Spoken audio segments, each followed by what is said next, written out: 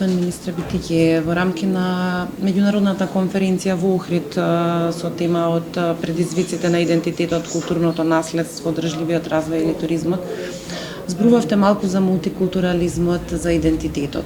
Го спомнавте едно општество за сите. Дали сметате од оваа перспектива дека каузата на едно општество за сите е исполнета или допрва треба и има предизвици и понатаму да се исполнува?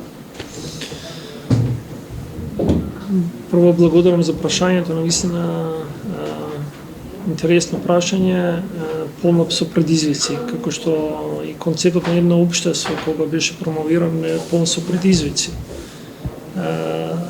Денеска баш пред конференцијата зборувавме со организаторите. Ја бев вклучен од почетокот кога овој концепт се промовираше, дури бев дел од стратегијата за концептот на едно општество. За жал, концептот на едно општество е процес во кој што луѓето или ќе почнат да го живеат или никогаш тој не може да ја види светлината на таков начин како што би требало да го има. Впрочем, живееме во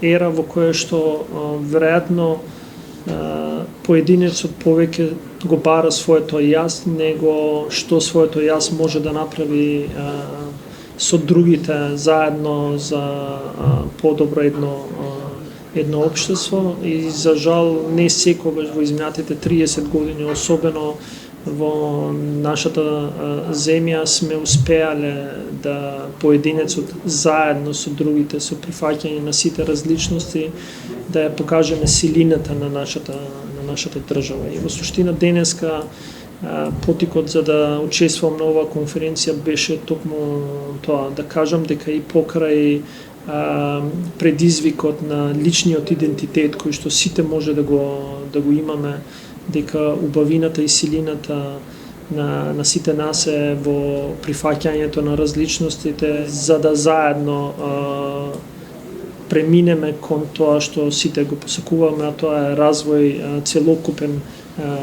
на нашата држава. И затоа сметам дека процесот за развој на едно општество како концепт е процес, не да кажем дека е во зачеток, туку он еволуира и се развива, и дека ни треба се уште доста позитивни примери да испаѓаат на површина, затоа што само така луѓето ќе веруваат дека тоа е возможно. Најверојатно во повеќе развиените земји кои што економски се поразвиени, концептот на едно општество се живее и тамо не треба ни да се зборува. И сметам дека таквите позитивни примери ние мораме сите заедно да ги истакнуваме.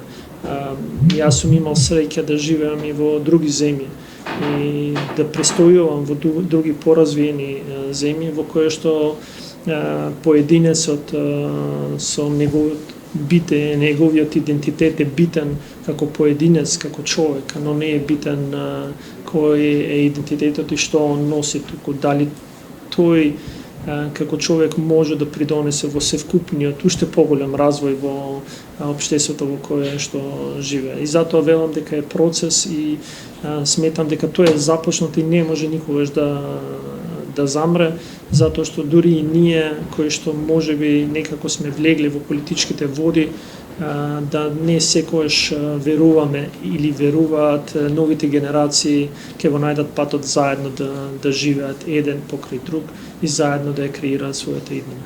Може никогаш да замре, затоа што дури и ние кои што можеби некако сме влегли во политичките води, да не секојаш веруваме или веруваат новите генерации ќе го најдат патот заедно да живеат еден покрај друг и заедно да ја креираат својата иднина.